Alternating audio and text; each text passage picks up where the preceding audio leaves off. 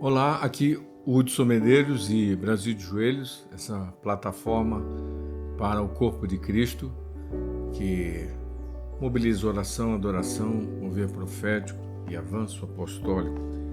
Pensando exatamente nessa visão do reino, estamos trabalhando nesse momento o que é a santidade e encorajando os cristãos a abraçar isso de uma maneira muito forte agora, porque essa convocatória do Espírito de Deus, essa ordem de Deus, essa necessidade que nós temos como um povo separado para Deus, de viver essa separação intensamente, é um assunto que não pode ser desprezado, não pode ser colocado fora, de lado. Como nós vimos na quarta passada, sobre o apóstolo Paulo, ele fala sobre a necessidade de não nos movermos em regras humanas e apenas aquilo que culturalmente é conhecido entre nós, né? O pode e o que não pode, não é? Essas práticas, esse conjunto de regras, onde você pode comer, pode vestir isso, pode não vestir aquilo, aliás, não deve vestir aquilo, coisas como essa, elas não têm um efeito de transformação. Lá em Colossenses, no capítulo 2, Paulo diz: se, pois, estáis com Cristo, quanto aos rudimentos do mundo, por que vos carregam ainda de ordenanças, como se vivessem no mundo, ou dentro do sistema humano, carnal e mundano? Tais coisas como não toqueis, não proveis, não manuseeis isto ou aquilo, as quais coisas todas perecem pelo uso, segundo os preceitos e as doutrinas dos homens, as quais têm, na verdade, alguma aparência de sabedoria em uma devoção voluntária, humilde e em disciplina do corpo, mas não são, diz o apóstolo Paulo, de valor algum, senão para a satisfação da carne. Regras humanas, tradições humanas. Isso pode, isso não pode. Está muito claro aqui, capítulo 2 de Colossenses, versículo 20 a 23. Você pode meditar sobre isso. A santidade é muito mais do que isso, não é? Isso não é de valor algum, senão para a satisfação da carne. É isso que está escrito aqui, muito claramente. Então, irmãos, a palavra de Deus, por outro lado, nos mostra em Hebreus capítulo 12, verso 10, que porque aqueles, nossos pais humanos, na verdade, por um pouco de tempo nos corrigiam como bem lhes parecia, mas este, ou seja, Deus, nosso Pai, Adonai, ele nos corrige para nosso proveito, para sermos participantes da sua santidade. Então, as correções que o Pai traz sobre a nossa vida produzem o efeito da santidade sobre nós. E ele está apontando exatamente isso, que todo pai natural que ama seu filho, corrige seu filho para que ele possa refletir a vida com um caráter, com boas obras, com um efeito de quem realmente está diante de Deus, adora a Deus, serve a Deus. Um pai cristão.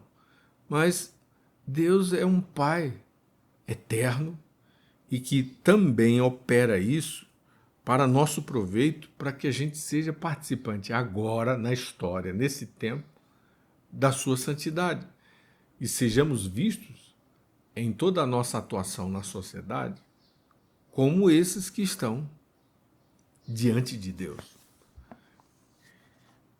As regras não são capazes de fazer isso, não é? A Escritura diz que esse conjunto de regras da tradição humana não são capazes de fazer a mudança em nós.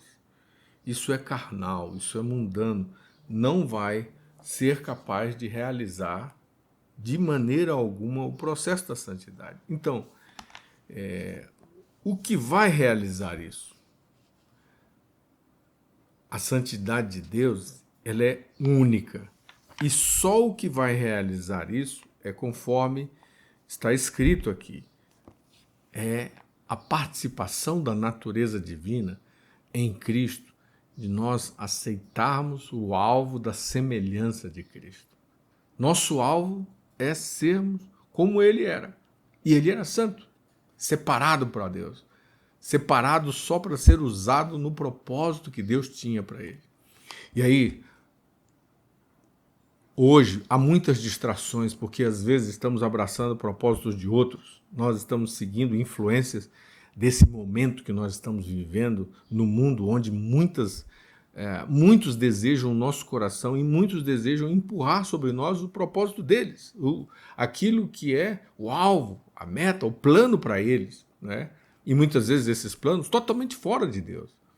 E aí a nossa vida precisa ter esse alvo da semelhança, porque aí nos tornamos santos, como ele é santo, e aí nós vamos ver o efeito dessa revelação acontecendo, porque nós vamos deixando a vida carnal e a vida mundana do lado, elas não controlam a nossa vida, a nossa existência, o nosso propósito, a nossa prioridade, a nossa rotina. Nossa rotina é realmente governada, direcionada pela semelhança de Cristo, de sermos semelhantes a Cristo, essa busca constante, né? Teve um homem que o livro de Provérbios fala dele, no capítulo 30 de Provérbios, chamado Agur, né? E ele diz alguma coisa muito forte nesse sentido. Ele faz uma declaração sobre ele mesmo muito forte. Ele diz, na verdade, que eu sou mais bruto do que ninguém. Não tenho o entendimento do homem, nem aprendi a sabedoria, nem tenho o conhecimento do santo. O conhecimento do santo. Quando Agur faz este comentário e faz esta declaração sobre ele mesmo, ele está tocando num ponto-chave que todos precisamos pensar. E nós temos o conhecimento do santo? Deus é santo. E é essencial para nós saber o que é essa santidade, que é a nossa vocação. Nós fomos chamados para ser santos, para vivermos separados para Deus, em tudo que nós fizermos, em tudo que nós fizermos. Então, hoje, o Espírito de Deus está nessa reivindicação pela tua vida. O que você está fazendo? É o que Deus quer que você faça, porque você foi comprado para viver separado para Ele. Separado não é para você ir para o mosteiro. Separado não é para você agora renegar que há uma realidade mundana e carnal ao seu redor. Não, é que isso tudo está aí, mas você está sob a influência e a direção do propósito de Deus, rasgando as trevas, essa floresta do mundo, essa floresta fechada do mundo, com um estilo de vida de luz, de verdade, refletindo Deus no meio de uma geração corrupta. É exatamente isso. É exatamente isso. E isso é possível. Não seguindo regras, mas tendo um relacionamento com Deus através de Cristo, com Adonai através de Yeshua, muito claramente comprometido em crendo que a semelhança de Cristo está disponível, que as ideias, os conceitos, os valores, os argumentos de Deus, a essência de Deus está disponível para que você possa encarnar, vivenciar, aplicar, obedecer, estabelecer no seu dia a dia, vida familiar, né? Vida com os irmãos, vida com os que estão no mundo, né? Vida com a sociedade em geral. Isso é muito importante, porque a santidade é essencial. E ela também é a essência de Deus sendo revelada por alguém que está no meio dessa estrutura toda corrompida, né? Quando o apóstolo Pedro faz aquela declaração, sede santos, porque eu sou santo, se referindo a algo que Deus tinha dito na antiga aliança, ele está dizendo exatamente isso. Tudo do Altíssimo é santo. Então, se você é dele, você é separado, como ele é separado, como ele foi separado, como Cristo foi separado. Separado no sentido de estar dedicado exclusivamente a servir Deus, seu propósito, a adorar Deus e o seu propósito. Então não há outra figura para ser adorada, não há outra figura a quem nós vamos nos dedicar tempo, dedicar nossa força, né? Não significa que vamos ser perfeitos, porque não somos. Perfeitos são todos aqueles que, quando erram, se arrependem. E aí eles alcançam a graça e o favor de Deus, porque a salvação é algo dado por Deus, é seu favor, é sua graça sobre nós. Esse poder é manifesto pela obediência a esse plano da redenção. E a redenção acontece quando nos arrependemos e quando, de fato, reconhecemos que temos que retornar ao ideal de Deus, deixar de fazer o pecado, deixar de seguir o pecado, deixar de obedecer à carne, ao diabo e ao mundo e obedecermos a Deus. Então, hoje, o Espírito de Deus está chamando você para ser luz, porque Ele é luz, né? Para ser sal da terra, porque Ele é sal, né? Ele realmente é a salvação. Ele é a salvação. Ele está chamando você para ser amor, porque Ele é esse amor. O amor de Deus enviado ao mundo foi através de Cristo e Yeshua. E é tão importante que essa mensagem não seja só dita, mas ela precisa ser vista.